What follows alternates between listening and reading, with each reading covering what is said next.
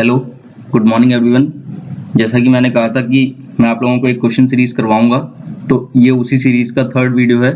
तो चलिए हम अपने क्वेश्चंस लगाने स्टार्ट करते हैं। तो पहला था कि external diseconomies of scale can arise due to constraint imposed by the environment within which a firm or industry operates.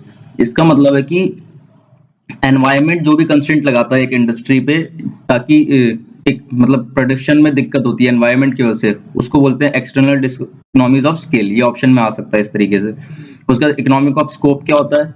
Economic of scope का मतलब होता है कि प्रोडक्शन करते टाइम अगर हम एक मतलब वेराइटी ऑफ प्रोडक्ट्स को बनाएं एज कम्पेयर टू अलग अलग दो प्रोडक्ट्स को बनाएं, तो उससे क्या होगा कि कॉस्ट कटिंग में हमें आसानी होती है। मतलब अगर हम दो प्रोडक्ट्स को एक साथ बनाएं और दो प्रोडक्ट्स को अलग अलग बनाएं, तो दोनों में कॉस्ट का डिफरेंस आ जाता है। जब एक साथ बनाएंगे तो कम आएगी और अलग अलग बनाएंगे तो ज्यादा आएगी। तो इसी को बोलते हैं इकोनॉमी ऑफ स्कोप, जिसमें हम अपनी कॉस्ट कटिंग की अलग अलग प्रोडक्शन टेक्निक्स को यूज करते हैं। फिर ये एक ग्राफ है जिसमें फिजिकल प्रोडक्ट के अंदर total physical product, average physical product और मार्जिनल फिजिकल प्रोडक्ट के ऊपर ये ग्राफ आता है। और इस पे कई सारे क्वेश्चंस आते हैं, जैसे इस टाइप के, जैसे लॉ ऑफ डिमिनिंग रिटर्न्स आपको कहाँ देखने को मिलेगा। तो टोटल फिजिकल प्रोडक्ट जब इंक्रीजिंग रेट से बढ़ता है तो आपको और फिर उसके बाद डिक्रीजिंग रेट से पहले बढ़ता है ना। तो देखो, पहले इंक्रीजिंग रेट से फिर डिक्रीजिंग रेट से बढ़ रहा है, तो ये है।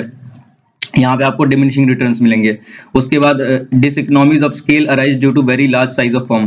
तो जो डिसइकोनॉमी ऑफ स्केल है, वो अगर फर्म का साइज बहुत बड़ा होगा किसी इंडस्ट्री में, तो वो डिसइकोनॉमी ऑफ स्केल को ऑब्जर्व, उसका फिनोमेना ऑब्जर्व होगा उस इंडस्ट्री में। फिर इकोनॉमिक ऑफ स्कोप मैंने बताया था कि अगर आप वेराइटी ऑफ प्रोडक्ट को बनाते तो उससे रिलेटेड है वो। और इकोनॉमी ऑफ स्कोप जो है उसका रीजन क्या है कि बेटर यूटिलाइजेशन ऑफ रिसोर्सेज। आप ज्यादा प्रोडक्ट्स, वेराइटी ऑफ प्रोडक्ट्स को एक साथ बनाएंगे तो ऑब्वियस आपकी कॉस्ट बचेगी, और फिर जो कॉस्ट बचेगी आप उसको बेटर कहीं और रिसोर्सेज के लिए यूटिलाइज कर सकते हैं। उसके बाद आइसोकॉन्ट बोला हुआ है। आइसोकॉन्ट क्या होता है? तो आइसोकॉन्ट की कुछ प्रॉपर्टीज हैं। एक तो कॉन्वेक्स टू ओरिजिन होता है, डाउनवर्ड स्लोपिंग होता है, और जो हायर आइसोकॉन्ट है वो ज्यादा आउटपुट शो करता है। और आइसोकॉन्ट जो होता है वो इक्विलिब्रियम उसका जब ऑब्टेन्ड होता है जब margin rate of technical substitution equal होता है प्राइस रेशियो के, और isoquant touches the outlay line. ये भी एक ऑप्शन था, ऑप्शन दिया हुआ था तो मैंने लिख दिया, ये सही है। मतलब आउटले जो इक्विलिब्रियम जब वहां पे होता है जहां पे आइसोकॉन्ट आउटले लाइन को टच करता है। अच्छा, expansion path obtained when outlay of firm increases। Expansion path मतलब सारे आइसोकॉन्ट, अगर वैसे सारे आइसोकॉन्ट्स का अगर हम ऑप्टिमम इक्विलिब्रियम पॉइंट्स को सबको जोड़ दें तो एक एक्सपेंशन पाथ मिल जाता है हमको कि कैसे एक फर्म एक्सपेंड कर रही है अपना आउटपुट को, किस पाथ में। ठीक है, तो फर्म इंक्रीज करती है अगर सारे आप आइसोकॉन्ट के इक्विलिब्रियम को पॉइंट्स को जोड़ दें। उसके बाद एल शेप आइसोकॉन्ट, आपको पता है इलास्टिसिटी ऑफ सब्स्टिट्यूशन जीरो होती है क्योंकि ये कॉम्प्लीमेंट्री गुड्स के उसमें होता है। एल शेप जो आइसोकॉन्ट होता है उसमें कॉम्प्लीमेंट फैक्टर्स होते हैं। और स्ट्रेट लाइन आइसोकॉन्ट होगा तो इलास्टिसिटी ऑफ सब्स्टिट्यूशन इनफाइनाइट होगी। तो स्लोप ऑफ आइसोकॉन्ट क्या होती है? डी के अपॉन डीएल।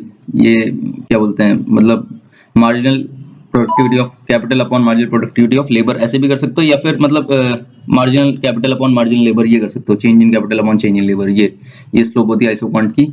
उसके बाद if curvature of isoquant is high, then अगर आइसोकॉन्ट का कर्वेचर मतलब ज्यादा कर्व होगा अगर वो, तो उसकी इलास्टिसिटी ऑफ सब्स्टिट्यूशन जो होगी वो लो होगी। इलास्टिसिटी ऑफ सब्स्टिट्यूशन जो है वो क्या करती है? Impact of price of factors. मतलब ये जो इलास्टिसिटी ऑफ सब्स्टिट्यूशन है जिसकी मैं बात कर रहा हूँ बार बार, ये क्या करती है? ये प्राइस ऑफ फैक्टर्स के ऊपर इम्पैक्ट डालती है। मतलब डायरेक्ट, इसका डायरेक्ट लिंक है प्राइस ऑफ फैक्टर्स से। अगर ये कम होगी तो फैक्टर्स के प्राइसेस कम डेविएट होंगे, अगर ये ज्यादा होगी तो थोड़ा सा भी चेंज होने से ज्यादा फ्लक्चुएट होंगे उसके फैक्टर्स के प्राइस। ठीक है, उसके बाद इफ पीपीसी होता है प्रोडक्शन पॉसिबिलिटी कर्व।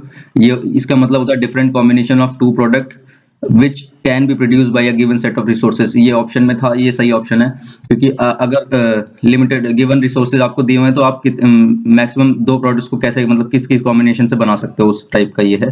तो इसके अंदर आने वाले सारे पॉइंट्स पॉसिबल होते हैं, और जो इसके इस पीपीसी के जो ऊपर आते हैं कर्व के, वो सारे पॉइंट्स होते हैं वो ऑप्टिमम पॉइंट्स होते हैं।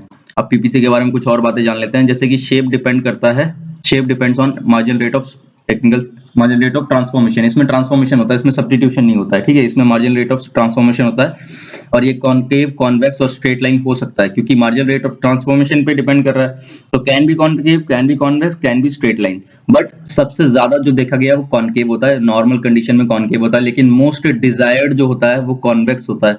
मतलब अगर सबसे बेस्ट बोलेंगे पीपीसी का शेप कौन सा है सबसे अच्छा, डिजायर्ड तो कॉन्वेक्स होगा।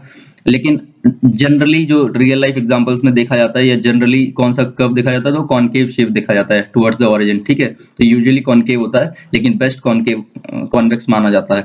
इसको ट्रांसफॉर्मेशन कर्व भी बोलते हैं, पीपीसी को ही। और equilibrium on PPC is obtained at PPC and isorevenue line tangency. या पीपीसी और आइसोरेवेन्यू लाइन आपस में जहां पे टेंजेंट होंगी वहां पे इक्विलिब्रियम फाइंड हो जाएगा। तो ये थे आज के सारे इंपॉर्टेंट पॉइंट्स, जो भी अगले 50 क्वेश्चन के मैंने आपको बोला था 250 तक मैं लगाऊंगा। तो 250 क्वेश्चंस में से इतने ही इंपॉर्टेंट पॉइंट्स बने हैं अभी तक, और मैं फिर आज 350 लगभग लगा दूंगा, मतलब 100 क्वेश्चन और लगाऊंगा, और उसमें से जो भी नोट्स होंगे उसकी भी वीडियो मैं आज शाम तक डाल दूंगा, क्योंकि कल यहाँ पे बहुत नॉइज थी मेरे घर के आसपास, तो इसलिए मैं कल वीडियो रिकॉर्ड नहीं कर पाया था। बट आज मैं कोशिश करूंगा कि 350 क्वेश्चन लगा के आज कंप्लीट कर दूं, ठीक है। तो वीडियो के साथ बने रहिए और ज़्यादा से ज़्यादा इसको शेयर कीजिए। Thank you.